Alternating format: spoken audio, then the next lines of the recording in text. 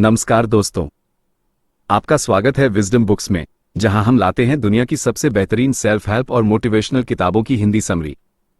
आज हम गहराई में उतरेंगे डैनियल एच पिंक की एक अत्यंत महत्वपूर्ण और विचारोत्तेजक बेस्टसेलर किताब में, drive the surprising truth about what motivates अस के बारे में।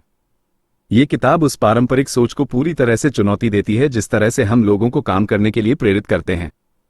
पिंक बताते हैं कि सदियों से चली आ रही सजा और इनाम, कैरेट एंड स्टिक की प्रणाली अब जटिल और रचनात्मक कार्यों के लिए प्रभावी नहीं है। इसके बजाय वे एक नए मॉडल की वकालत करते हैं, मोटिवेशन 3.0 का, जो हमारी आंतरिक प्रेरणा की गहरी जड़ों पर आधारित है। किताब का मुख्य विचार, डैनियल पिंक का केंद्रीय तर्क यह है कि हम इंसानों को पुराने जमाने की उस बाहरी प्रेरणा, अगर तुम ये करोगे तो तुम्हें ये मिलेगा, की सोच से नहीं, बल्कि हमारे अंदर से आने वाली प्रेरणा, इंट्रिंसिक मोटिवेशन से काम करने की कहीं ज्यादा जरूरत है, खासकर जब बात रचनात्मकता, समस्या समाधान और दीर्घकालिक जुड़ाव की हो। वे बताते हैं कि हमारी गहरी इच्छाएं, स्वायत्ता, कुशलता और उद्देश्य ही हमें वास्तव में प्रेरित करती हैं। मोटिवेशन के 3 स्टेज। पिंक प्रेरणा के विकास को 3 मुख्य चरणों में विभाजित करते हैं। 1. मोटिवेशन 1.0 सर्वाइवल ड्राइव, अस्तित्व की प्रेरणा। ये प्रेरणा का सबसे बुनियादी स्तर है। शुरुआती दौर में इंसान का मुख्य लक्ष्य केवल जीवित रहना था, भोजन, पानी, आश्रय प्राप्त करना और खतरों से बचना। इस स्तर पर प्रेरणा बाहरी जरूरतों से आती थी। 2. मोटिवेशन 2.0 रिवॉर्ड्स और पनिशमेंट, इनाम और सजा। औद्योगिक क्रांति के साथ काम अधिक जटिल हो गया और एक नई प्रेरणा प्रणाली की आवश्यकता महसूस हुई। मोटिवेशन 2.0 का उदय हुआ, जो इस विचार पर आधारित था कि लोग बाहरी पुरस्कारों जैसे वेतन, बोनस की उम्मीद में अच्छा प्रदर्शन करेंगे और सजा के डर से बुरा प्रदर्शन करने से बचेंगे। अगर तुम ये करोगे तो तुम्हें इनाम मिलेगा।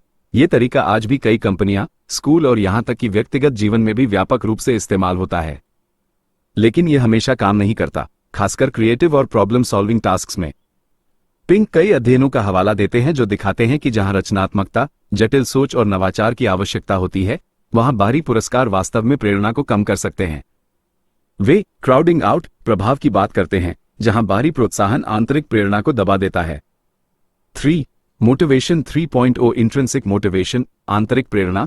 पिंक तर्क देते हैं कि हमें प्रेरणा के एक नए युग में प्रवेश करने की आवश्यकता है, जो हमारी आंतरिक इच्छाओं पर आधारित हो।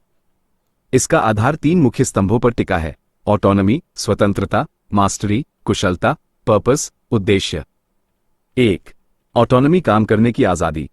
जब इंसान को अपने काम के पहलुओं पर नियंत्रण और स्वतंत्रता महसूस होती है, ये स्वतंत्रता दी जाती है कि वो क्या करे, कैसे करे, कब करे और किसके साथ करे, तो वो स्वाभाविक रूप से प्रेरित महसूस करता है।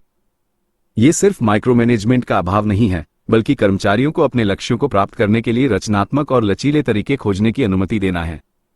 कंपनियों में फ्लेक्सिबिलिटी, लचीलापन और रिमोट वर्क, दूरस्थ कार्य जैसी नीतियां इसका उत्कृष्ट उदाहरण हैं, जहां कर्मचारियों को अपने समय और कार्यशैली पर अधिक नियंत्रण मिलता है। इसके अलावा कुछ कंपनियां कर्मचारियों को 20% समय देती हैं, जहां वे अपनी पसंद के प्रोजेक्ट पर काम कर सकते हैं, जिससे नवाचार और जुड़ाव बढ़ता है। 2. मास्टरी, सीखने और बेहतर बनने की इच्छा। हर इंसान के अंदर एक प्राकृतिक इच्छा होती है, किसी चीज में कुशल होने की, किसी काम में बेहतर होने की। ये सिर्फ अच्छा प्रदर्शन करने की इच्छा नहीं है, बल्कि लगातार सीखने, विकसित होने और अपनी क्षमताओं को निखारने की गहरी चाहत है। पिंक कहते हैं, मास्टरी इज अ माइंडसेट। यह एक ऐसी मानसिकता है जो विकास, प्रयास और दृढ़ता को महत्व देती है। जब लोगों को ऐसे अवसर मिलते हैं जहां वे चुनौतीपूर्ण कार्यों में महारत हासिल कर सकते हैं और अपनी प्रगति देख सकते हैं, तो उनकी प्रेरणा स्वाभाविक रूप से बढ़ती है। कंपनियां जो कर्मचारियों को प्रशिक्षण, विकास के अवसर और चुनौतीपूर्ण प्रोजेक्ट प्रदान करती हैं, वे अपनी टीम में महारत की भावना को बढ़ावा देती हैं। 3. पर्पस, एक उद्देश्य से जुड़ाव। जब हमारा काम किसी बड़े और महत्वपूर्ण मकसद से जुड़ता है, तो हम उसमें सिर्फ दिमाग से ही नहीं, बल्कि दिल से भी जुड़ जाते हैं। पैसा एक महत्वपूर्ण कारक हो सकता है, लेकिन पिंक तर्क देते हैं कि आज के ज्ञान आधारित अर्थव्यवस्था में लोग उस काम को महत्व देते हैं जिसका एक गहरा अर्थ और सामाजिक प्रभाव होता है। पैसे से बढ़कर है मीनिंग एंड इम्पैक्ट, अर्थ और प्रभाव। उदाहरण, open source projects, social work या किसी ऐसे स्टार्टअप में काम करना जिसका एक स्पष्ट सामाजिक मिशन हो। जब कर्मचारी यह महसूस करते हैं कि उनका काम दुनिया में कुछ सकारात्मक बदलाव ला रहा है, तो उनकी प्रेरणा और प्रतिबद्धता का स्तर बहुत बढ़ जाता है। पुरानी सोच की सीमाएं। पिंक स्पष्ट करते हैं कि इनाम और सजा सिर्फ सरल, दोहराए जाने वाले कार्यों के लिए ही ठीक हैं, जहां रचनात्मकता या जटिल सोच की आवश्यकता नहीं होती। इन मामलों में बाहरी प्रोत्साहन अल्पकालिक सुधार ला सकता है, लेकिन क्रिएटिव सोच, नई खोज या पैशन, जुनून से जुड़े कामों के लिए ये काम नहीं करते और वास्तव में हानिकारक हो सकते हैं। वे आंतरिक प्रेरणा को कम कर सकते हैं, रचनात्मकता को बाधित कर सकते हैं और दीर्घकालिक प्रदर्शन को नकारात्मक रूप से प्रभावित कर सकते हैं। प्रैक्टिकल सुझाव। ड्राइव सिर्फ एक सैद्धांतिक किताब नहीं है, बल्कि यह व्यवहारिक सुझावों से भी भरी हुई है कि कैसे हम मोटिवेशन 3.0 के सिद्धांतों को अपने व्यक्तिगत और व्यावसायिक जीवन में लागू कर सकते हैं। काम में ऑटोनॉमी दें। लोगों को अपने काम के तरीके, समय और टीम के चयन में अधिक स्वतंत्रता दें। टीम को मास्टरी की दिशा में बढ़ाएं, सीखने और विकास के अवसर प्रदान करें, चुनौतीपूर्ण लक्ष्य निर्धारित करें और प्रगति को पहुंचाने। हर काम को किसी उद्देश्य से जोड़ें। स्पष्ट करें कि व्यक्ति का काम संगठन के बड़े लक्ष्यों और समाज पर कैसे प्रभाव डालता है। इनाम पर नहीं, योगदान पर ध्यान दें।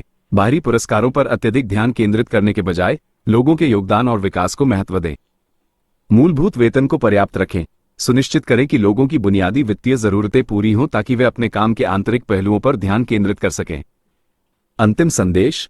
डैनियल पिंक हमें प्रेरणा के एक नई दिशा दिखाते हैं, एक ऐसी दिशा जहां हम खुद को और दूसरों को केवल बाहरी नियमों और पुरस्कारों से नहीं, बल्कि हमारे गहरे उद्देश्य, लगातार सीखने की इच्छा और काम करने की स्वतंत्रता से प्रेरित कर सकते हैं।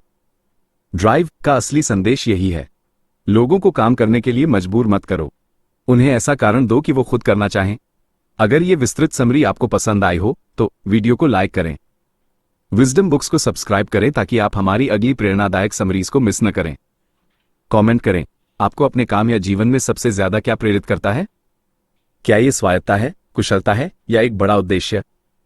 अपने विचार हमारे साथ साझा करें। मिलते हैं अगली किताब के साथ। तब तक सीखते रहिए, बढ़ते रहिए और अपनी आंतरिक प्रेरणा को पहचानिए। धन्यवाद।